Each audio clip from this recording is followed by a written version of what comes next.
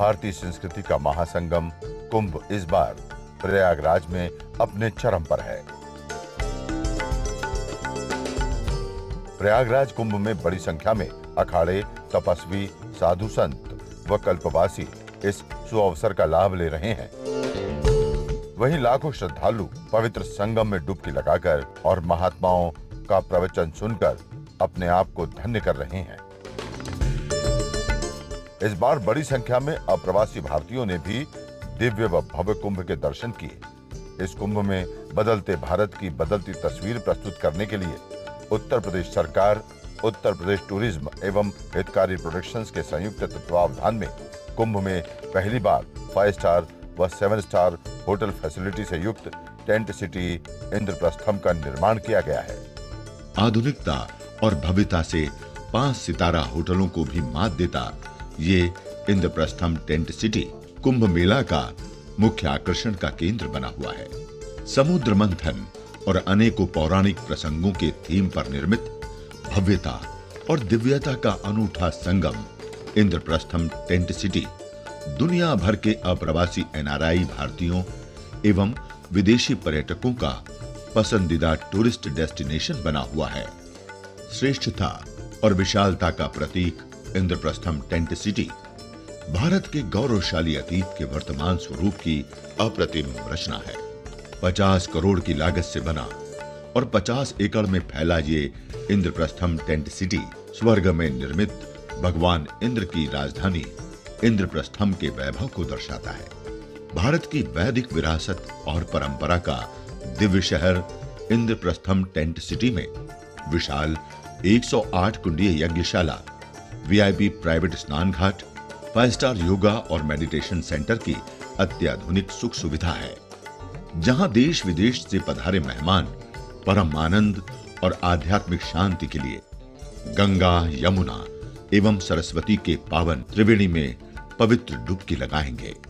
देश विदेश के 5 स्टार होटलों को मात देता ये इंद्रप्रस्थम टेंट सिटी में देसी, विदेशी और NRI मेहमानों के लिए 600 लग्जरी टेंट का निर्माण किया गया है, जिनमें डिलक्स, लग्जरी और स्वीट के टेंट और विला का शानदार शहर बसाया गया है, जिसमें पधारे आगंतुक 12,000 से लेकर 32,000 तक के आलीशान टेंट में निवास कर कुंभ के परमानंद का अनुभव प्राप्त कर सकते हैं।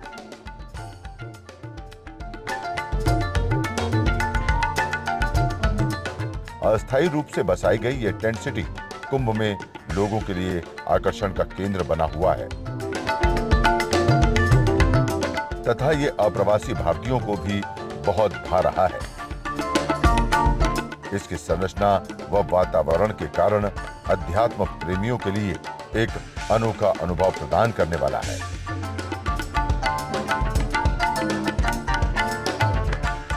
योग ऋषि स्वामी रामदेव जी महाराज भी इस टेंट सिटी में पधारे।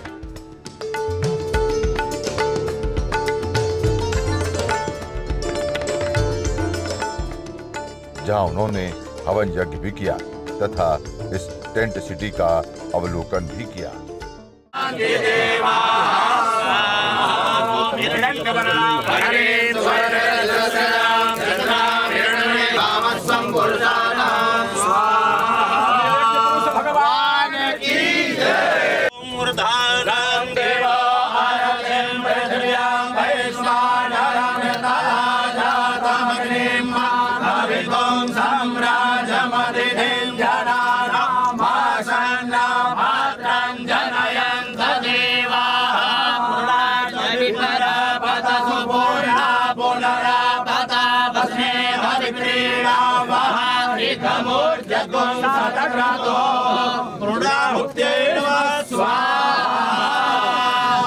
अगनये नमः।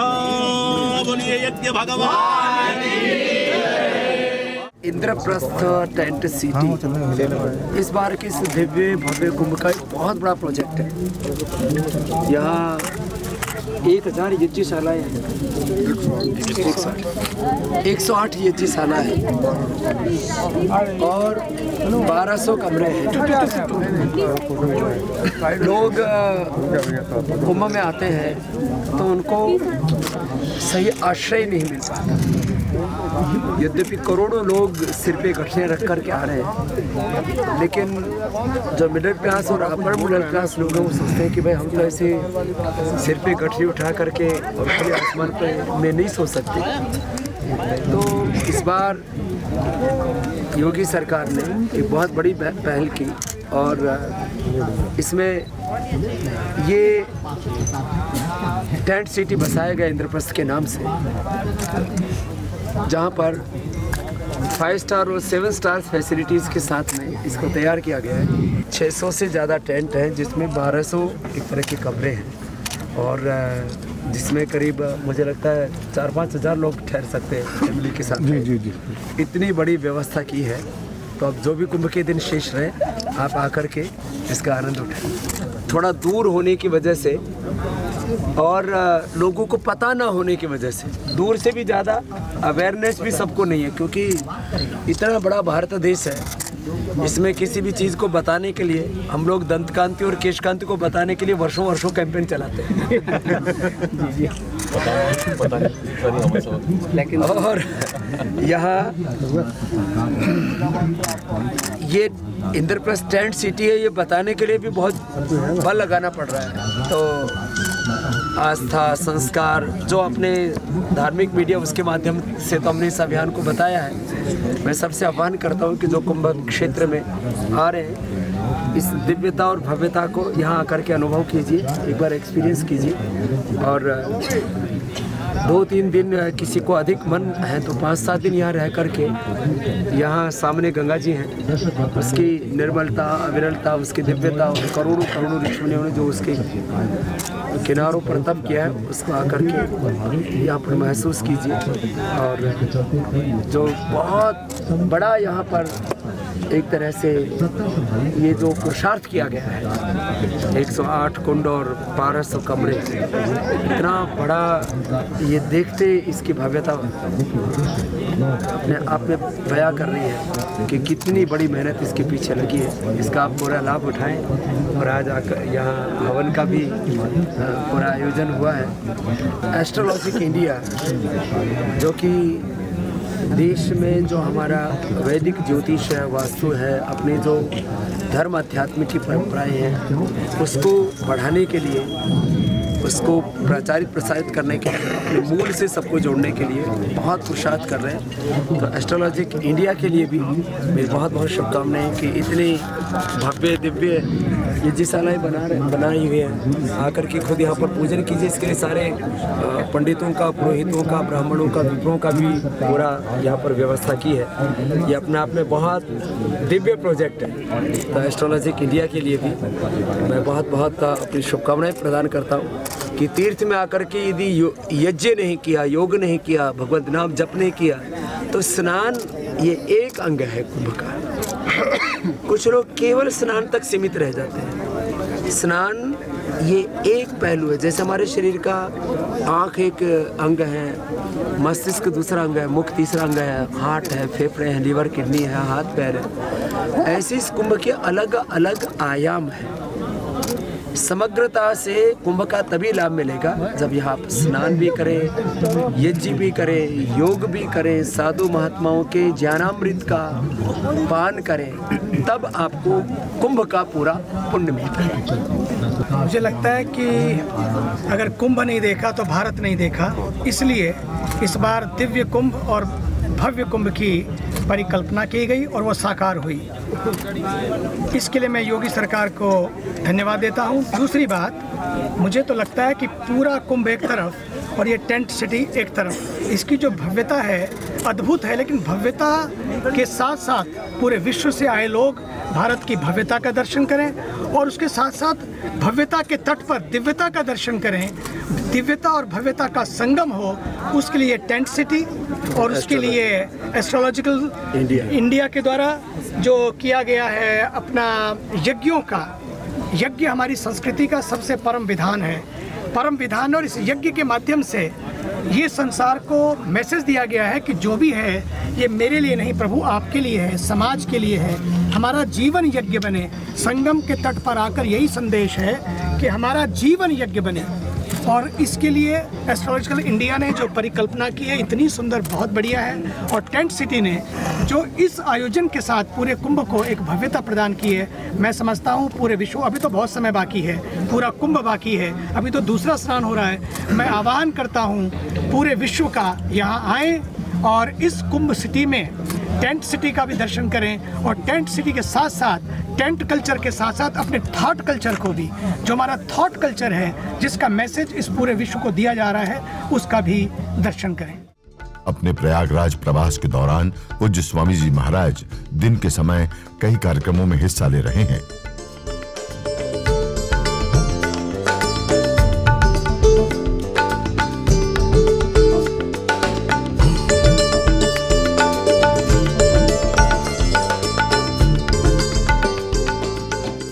पूज्य स्वामी जी महाराज अपने प्रयागराज प्रवास के दौरान पहुंचे श्री पंचायती अखाड़ा बड़ा उदासीन निर्माण, जहां पर उन्होंने महंत महेश्वर दास जी व महंत रघुमुनि जी महाराज से भेंट की तथा वहां पर धर्म ध्वजा स्थापना कार्यक्रम का हिस्सा बने।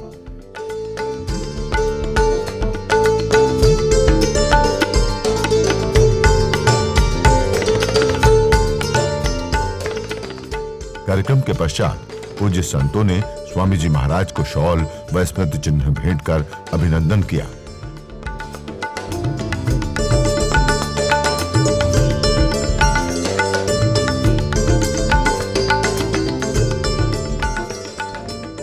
स्वामी जी महाराज ने वहां चल रहे सेवा कार्यों को भी देखा व उपस्थित संतों से मुलाकात की।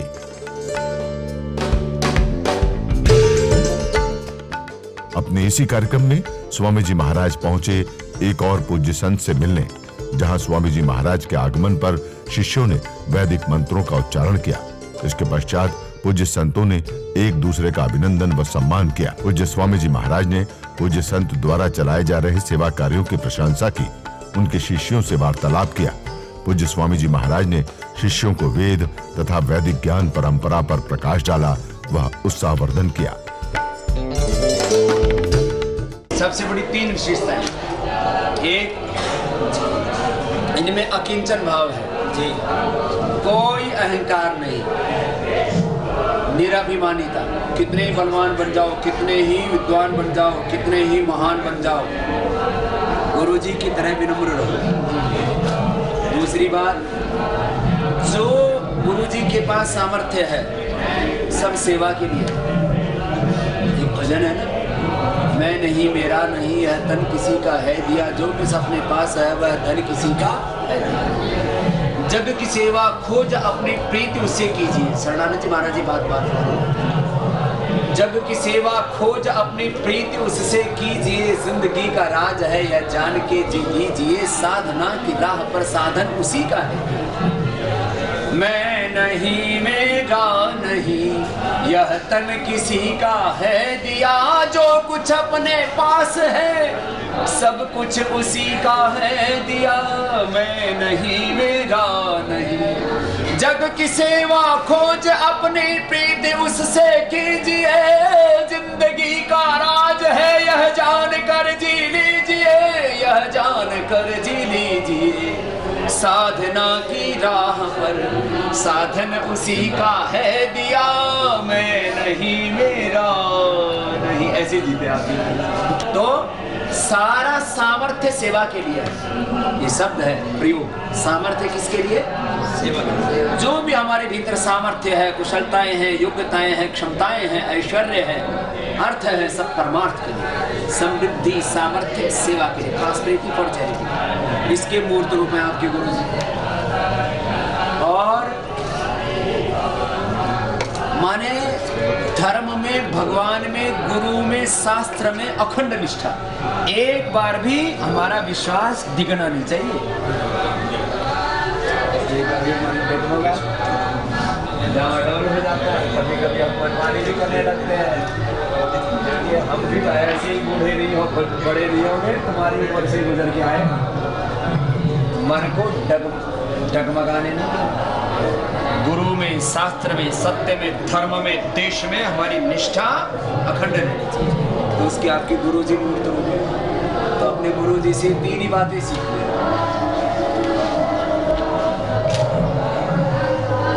सब कुछ पाके विनम्र रहना,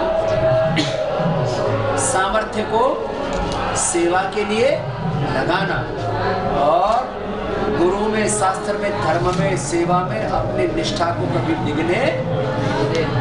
इसलिए मैंने आपको उधर से इधर बनाया। और एक बार सबका आचार्य जी, महाराज जी, इनको पतंजलि लेके आओ सब। इसके पश्चात पूज्य स्वामी जी महाराज पहुंचे दिव्य ज्योति जागृति संस्थान के पंडाल में, जहां संगीतमय वातावरण में पूज्य स्वामी जी महाराज ने सभी श्रद्धालुओं से भेंट की व उनको आशीर्वाद प्रदान किया। श्रद्धालुगण भी स्वामी जी महाराज का सानिध्य पाकर ऊर्जा व उत्साह से भर गए। इस संगीतमय वातावरण में स्वामी जी महाराज ने भी देशभक्ति गीत व भजन गाए।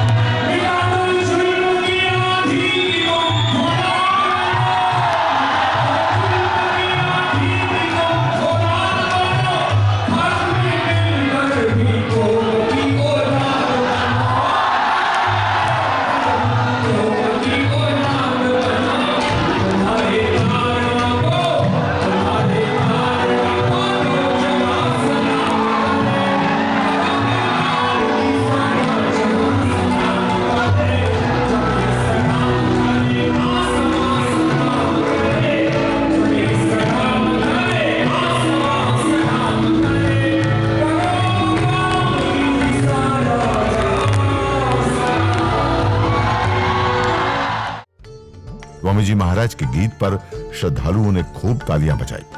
मंच पर पूज्य स्वामी जी महाराज को शॉल पहनाकर व स्मृति चिन्ह भेंट कर अभिनंदन किया गया।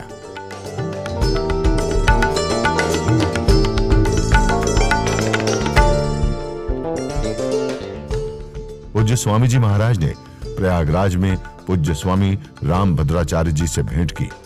पूज्य स्वामी रामभद्राचार्य जी ने स्वामी जी महाराज के आगमन पर हर्ष जताया और उनका अभिनंदन किया। दोनों संतों ने काफी समय तक देश व समाज उत्थान की चुनौतियों पर चर्चा की। हम सब कहते हैं हम एक ईश्वर की संतान, एक ही पूर्वजों की संतान, एक ही भारत माता की संतान। तत्वमसि प्रज्ञानम ब्रह्मायम आत्मा ब्रह्मा शिवोहम शिवोहम ओम सर्वम खलु इदं ब्रह्म वासुदेवः सर्वम। सियाराम मैं सब जग जानी। जब हम ऐसी एकता, इतनी दिव्यता, और इसको अंग्रेजी में बोले तो वननेस, और जो भी हम बात करते हैं एकत्वम अनुपश्यत यत्र विश्वम भवति एकनीडा, तो ये हम इसमें, क्योंकि आप प्रमाण हैं, आप आचार्य हैं। हाँ बोली, फिर मैं बात करूँगा। तो ये जो अपने यहाँ हम पर लोग, पूरी दुनिया के लोग लांछन लगाते हैं कि यहाँ जात पात को मानते हैं, भेदभाव को मानते हैं, स्त्री पुरुषों में भेद मानते हैं, ब्राह्मण क्षत्रिय वैश्य शूद्र दलित में भेद मानते हैं।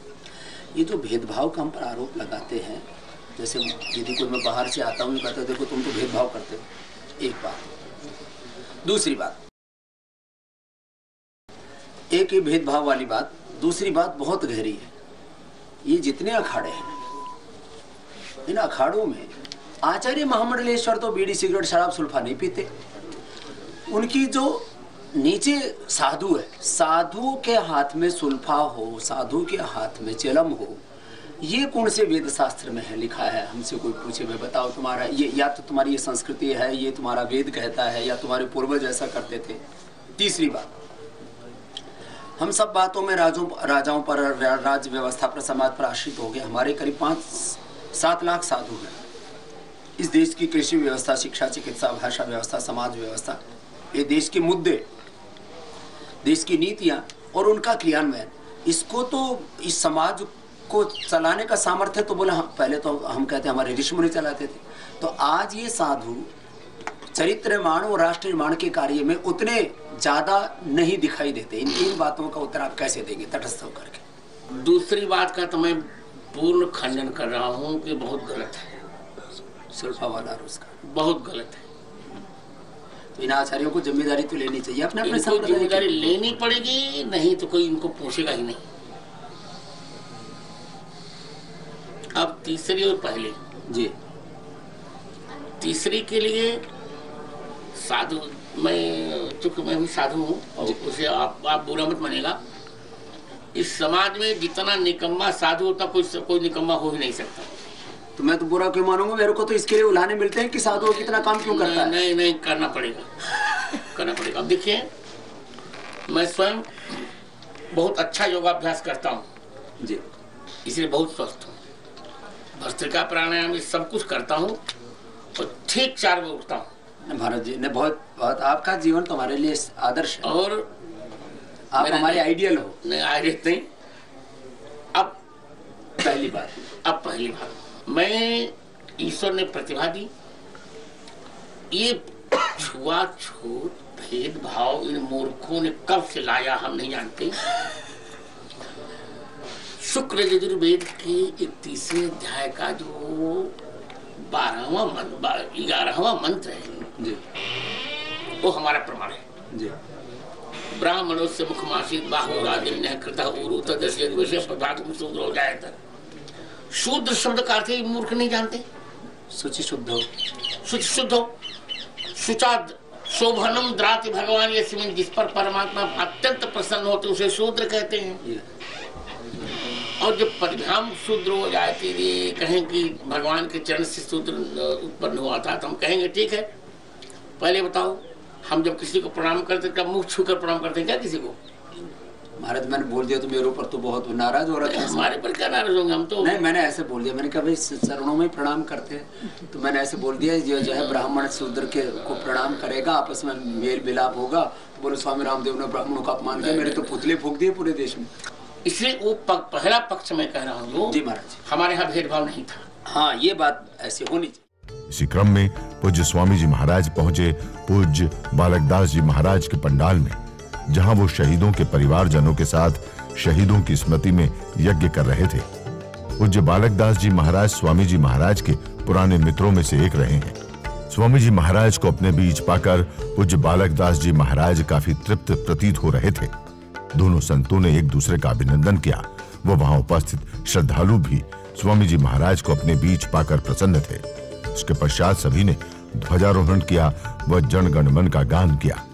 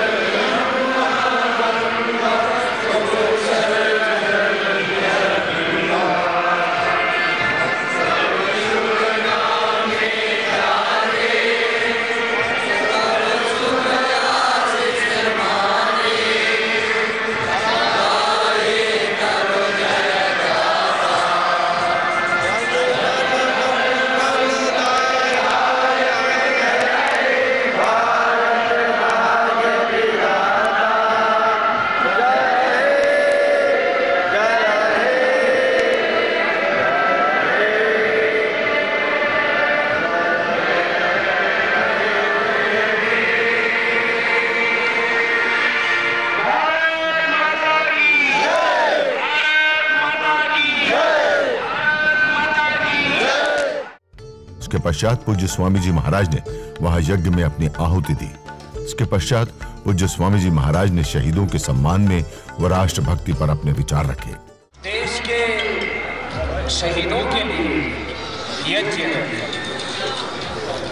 लोग अपना सब कुछ दांव पर लगा करके अपने जीवन को बचाते हैं, और जो अपने जीवन को दांव पर लगा करके अपनी मातृभूमि को बचाते हैं उनको हम शहीद कहते हैं। और उन शहीदों की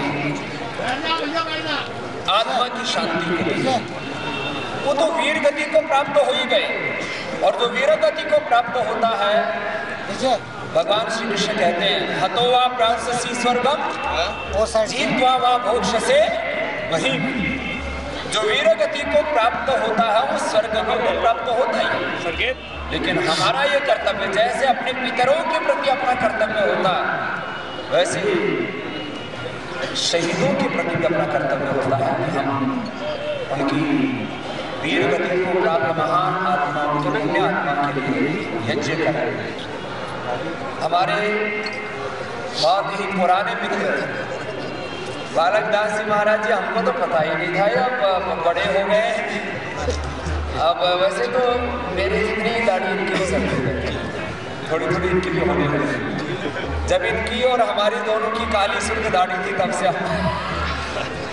महाराज जी को जब मैं पंडाल में प्रवेश किया मुझसे पहले बताया नहीं गया कि वो एक महात्मा है जो शहीदों के लिए यज्ञ करते हैं। हम तो जरूर जाएंगे, हमारे तो खून में ही देशभक्ति है और हमारे जीवन का मकसद ही अपनी मातृभूमि है और मातृभूमि पर अपने वतन पर जो अपने आप को न्यौछावर कर देते हैं वो हमारे आराध्य हैं। तो मैं जब अंदर आ गया फिर भी महाराज जी मैंने देखा अंदर ढूंढने भी बैठ गए। फिर मैंने कहा महाराज आप तो कुछ परिचित से लग रहे हैं। बोले मैं वही तो बालक दास हूँ। तो हमने कहा उस बालक दास को तो जटाई भी थी। तो फिर मेरा महाराज ने हाथ सिर पे रखवा दिया। तो मैंने कहा महाराज तो वही बालक दास जी है। तो पूज्य महाराज श्री का हमारा लगभग 2.5-3 दशक का एक बहुत गहरा आत्मीय संबंध है। 33 यज्ञ महाराज जी ने ये शहीदों की शहादत को प्रणाम करने के लिए, उनका अभिनंदन वंदन करने के लिए और अपने इस वैदिक परंपरा मैं देख रहा हूँ कितना ये विराट यज्ञ मंडप है और इसके चारों ओर ऋग्वेद यजुर्वेद सामवेद अथर्ववेद यह जो हमारी 4 वेदों की अपुरुषेय परंपरा है, इस वेद परंपरा, इस ईश्वरीय परंपरा को, ऋषि परंपरा को अपने जीवन में अपना करके महाराष्ट्र ने ये 33वां यज्ञ ऐसी इस पुण्य अनुष्ठान में मैं महाराष्ट्र का अभिनंदन करता हूँ, उनको वंदन करता हूँ। और ये हमारे जो है वो कार्य कर रहे हैं जो हमारी आत्मा के सबसे करीब कार्य है। इसलिए आप सब जो इस यज्ञ में सहभागी कार्यकर्ता हैं, जो यहाँ पर आए हुए शहीद परिवार हैं, कुछ आ चुके हैं, कुछ आने वाले हैं, और सब शहीद परिवारों को भी मैं प्रणाम करता हूँ। और हमने पतंजलि योगपीठ में, चाहे वो मुंबई का जो है आतंकवादियों का हमला था और उन मुंबई के 9/11 के शहीदों के सम्मान करने का प्रश्न था, या कभी भी कोई देश की बात आती तो हम इस विचार, इस सिद्धांत को मानने वाले हैं कि राष्ट्र धर्म से बड़ा कोई धर्म नहीं होता, राष्ट्र प्रेम से बड़ा कोई प्रेम नहीं होता, राष्ट्र हित से बड़ा कोई हित नहीं होता, और राष्ट्र आराधना से बड़ी कोई आराधना और साधना नहीं होती। महाराष्ट्र इस कार्य को कर रहे हैं। माने बद्रीनाथ का कोई साधु तपस्या करने वाला जटाधारी भारत की जटा का दर्शन तो कराता है, ऐसे थोड़ी क्या कोई व्रत नहीं लेगा जटा नहीं। तो ये जटाधारी सन्यासी लोग कहते थे अरे ये साधु बन गया और उसने तो जटा बंधा दी। अरे हाँ बोलो, फिर बांध लो ना, इसमें क्या अपने घर का ही। तो अब महाराज जी का पूरा स्वरूप का दर्शन हुआ है, तो एक बार जोरदार अभिनंदन हो जाए हमारे महाराज। तो लोग कहते थे अरे ये तो जटाजूटधारी हो गया, ये तो बाबा हो गया, अब किसी के काम का नहीं। जो बाबा हो गया वो सबके काम का है, और जो बाबा नहीं हुआ वो थोड़ा थोड़ा काम का है। तो देखो, एक त्यागी तपस्वी, सिर पे जटा लगाने वाला, शरीर पर बभूत लगाने वाला, और अरण्यवासी एक सन्यासी अपने मातृभूमि के लिए सेवा कर रहा है, जो हमारे उपनिषदों का उद्घोष है। तप श्रद्धे यो उपवसन्ति अरण्ये शांता विद्वांसाः भैक्षचर्यं चरन्तः सूर्यद्वारेण ते मृतः प्रयान्ति यत्रामृतः स पुरुषो ह्यव्याति। तो एक ऐसे हमारे तपस्वी भाई का हमको इस कुंभ में दर्शन हो गया, तो ऐसा लगा जैसे हमको रामा भरत का मिलन हो गया। ऐसा हमारे भ्राता श्री से मिलके हमको बहुत प्रसन्नता हुई। महाराज आप ऐसे ही अनुष्ठान करते रहिए। मैं और पूरा पतंजलि योगपीठ पूज्य आचार्य पार्षद जी को याद कर रहे थे। हम सब आपके साथ हैं। आप हमारे समान धर्मा हैं, आप हमारे सहयात्री हैं और एकात्म हैं हम सब। तो आपको और आपके सब कार्यकर्ताओं को सामान्य कार्यकर्ताओं के पुरुषार्थ से और एक अपने आत्मबल से इस राष्ट्र बल को आप अक्षुण्ण रखे हुए हैं। मैं पुनः पूरे पतंजलि योगपीठ परिवार की ओर से और भारत की ऋषि परंपरा की ओर से हमारे इस ऋषि स्वरूप पूज्य श्रद्धेय बालकदास जी महाराज जी का एक बार बहुत बहुत अभिनंदन करता हूँ। एक बार जोरदार तालियां। इसी क्रम में आगे बढ़ते हुए पूज्य स्वामी जी महाराज ने पायलट बाबा से भी भेंट की और उनका अभिनंदन किया। वह पतंजलि की स्वदेशी वस्तुओं को उपहार स्वरूप प्रदान किया।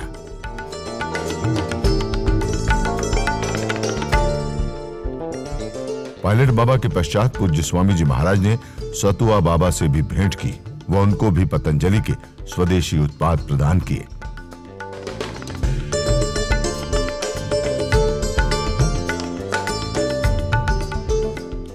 इसके पश्चात पूज्य स्वामी जी महाराज पहुंचे पूज्य नरेंद्र गिरि जी व पूज्य अर्जुन पुरी जी के शिविर में, जहां हजारों नए सन्यासियों को दीक्षा दी जा रही थी।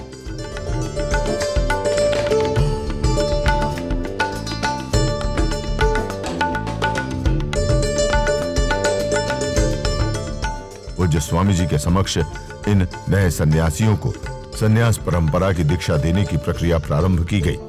सन्यास परंपरा में दीक्षित हो रहे ये तपस्वी भी पूज्य स्वामी जी महाराज को अपने बीच पाकर उत्साहित हो गए।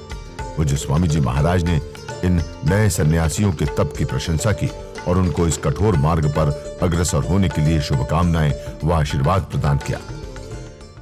आज हमारे इतने तपस्वी सन्यास ले रहे हैं, हम इन सबको प्रणाम करते हैं, क्योंकि जब साधु होता है कोई तो वह नर से नारायण का रूप हो जाता है। ये अपनी भारतीय संस्कृति का, धर्म अध्यात्म का गौरव बढ़ाएंगे, आशा और विश्वास रखते हैं।